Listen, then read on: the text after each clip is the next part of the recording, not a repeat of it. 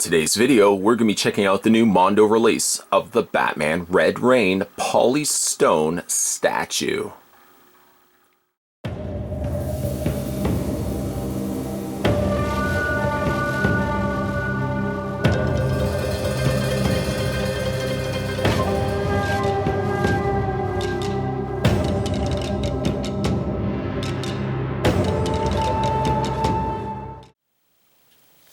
Let's grab the tape measure. The statue base is exactly 12 inches in width. The statue itself is approximately, if you count the tips of Batman's ears, are about 14. The statue is about 14.5 inches in height. The statue depicts Batman as he appears in Red Rain, which was published in 1991. It was the first part of what would become a Batman vampire trilogy with the following titles Batman Bloodstorm and Batman Crimson Mist.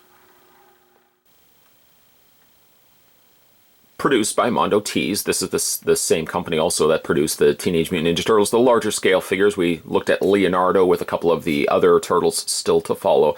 But they did a great representation here of the vampire Batman here in polystone fashion. The statue is considerably heavy, which most of the weight actually resides in the base itself. The base is considerably heavy, almost to the point that I didn't think the turntable was going to work correctly spinning the statue around. There's a few fragile points I'll talk about when assembling the statue. Essentially, you're going to be taking the main Batman body, and it's going to peg in. But what you need to do, though, is the cape is split, or it's kind of fanned out like this, making a V. You have to feed the cape through the Wayne tombstone, and then peg Batman into the top of the stone base. From there, you have to add then the arm as well as the head, which luckily both are magnetized. Sadly, for how great the statue looks, it's extremely fragile, especially areas such as the fingers and the little blades, the little parts that stick out from Batman's glove. You have to, again, add the hand, and I can't stress this enough. It is magnetized, luckily for that, but you do have to be very, very careful with these pieces. They're very, very thin, very fragile, and especially, again, like the fingertips, you would not want to have these break at all. This also gives me a great opportunity to show you some really good close-up looks at such things such as the hands, which, much like the rest of the body, you can see they've done a fantastic job on the sculpting here. Very, very slender, very lanky in Batman's portrayal here.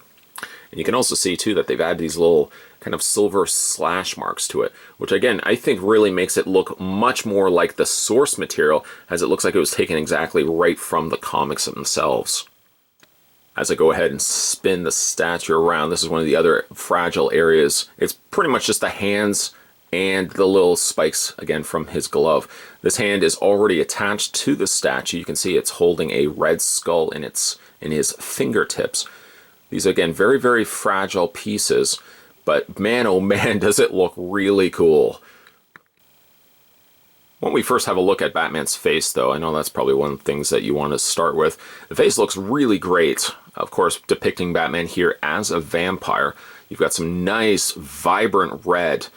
It's almost more like a tomato red than a dark crimson, and it's a great off color, or a color that's basically been put over top of the very more subtle blacks and grays.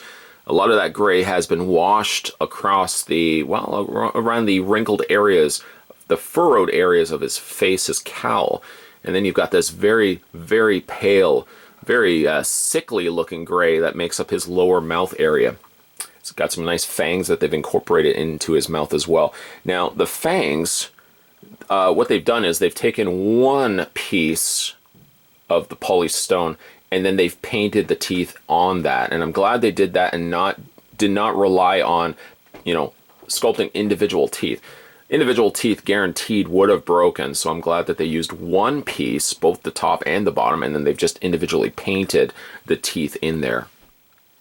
There's almost a stylized look to Batman's presentation here, which again looks exactly how he appears in the Red Rain comic. Really some fantastic detailing here. It's hard to kind of gauge it because obviously it doesn't have a realistic tone to it, but it's got this real strong presence to it, which I really, really like. Again, a lot of that gray has been washed into the areas of his cape, so you see all like little wrinkles. These cool spikes that stick out from his spine, we'll look at that in a second as well. Before we do that though, here's the front of his torso where you can see that the cape has draped itself over top of his costume, which keeps it very, very dark and black. The emblem has been painted here in gray, a very stylized looking bat emblem. In fact, most of Batman's costume is very stylized, very kept simple to forms actually than more details, especially really loving the arched portrayal of his back. Again, there's those spikes that we were talking about, looking at before, running from the top all the way down to about the mid-back area here. It gets a little bit lighter where they've added a more, concentrated area of the gray making up this area. So like less of the blacks are showing, which is really a nice transitioning. You've got the more dark blacks on the front with just subtle highlights of the gray. But when you spin the statue around, you got more predominant areas of gray and less areas of the black, where the black really now only becomes the receded or recessed areas of the cape. It's really a nice effect. It gives it almost that sense of light, even though there's really no additional light that's been added to the statue other than what we got already on the backdrop here. To break up the blacks, the grays, and the reds, you've got the more browner tones of the base here, making up some really nice stonework. Don't really want to reveal the other side just yet, but okay, we'll do it. Again, I really like the curled, almost just alive nature of the cape itself. Like even it looks like it's got a life of its own.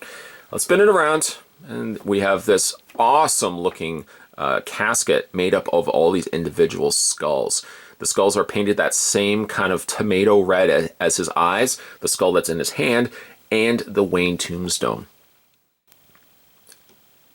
Not really even sure how they managed to do this, but between the dark shading of the burgundy that they've incorporated into like the eyes, the nose, and like the back areas of the skulls, and that very vibrant coloring of the tomato colored red, it's almost like an orangey red. It seems as if the skulls are almost pulsating in brightness, almost as if they're projecting their own light. It's a really nice contrast to the otherwise very dark coloring that makes up the statue here. The skull that he holds in his hands is slightly different to the skull that we looked at, or the skulls that we looked at down below. Those skulls painted with the recessed areas, they actually went in favor of more sculpting the sockets of the eyes and the socket portion of the nose, which I think looks much nicer. It definitely gives it a much more deeper sense of depth to it. And of course, rounding out the rest of the statue, you've got the Wayne tombstone that sticks out. Again, going back to what we looked at before, I really like how the cape kind of envelops, covers both sides, and kind of wraps itself around the tombstone. The tombstone's got that lighter shade, the lighter orangey red, but then it's got the darker red on the front with some really nice cracks and stuff running through the tombstone area here. And then you've got Wayne there down below. The statue, by the way, if you were wondering, is over 20 pounds, so it's a little bit of a heavier beast to be putting on display. And again, most of that weight can be chalked up to the base itself. Batman isn't as heavy as the base that he stands on, and collectively so, between Batman on the top and the base itself, you're really thinking a very large statue that you're going to be putting on display. I will stress this, though, as mentioned in this video, be very, very careful with all those little fingers and blades that are coming out from his glove. Those are some of the more fragile pieces I've seen on a statue. Polystone also is not very forgiving, that if it does crack, then you start having a little bit more of a problem. So stress this as well. I mean, I would say if you do pick the statue up for yourself, be very, very careful. Thoroughly check the contents when you're getting this out of packaging, and be very careful as well, because all the individual pieces, the arm, the head, and the torso of Batman come individually wrapped in almost like a tissue paper sort of thing. So when you are taking the paper off, make sure that none of the paper is caught on fingers or any of the areas of the glove, that as you're taking, of course, the wrap off, you're not inadvertently cracking or breaking any of these.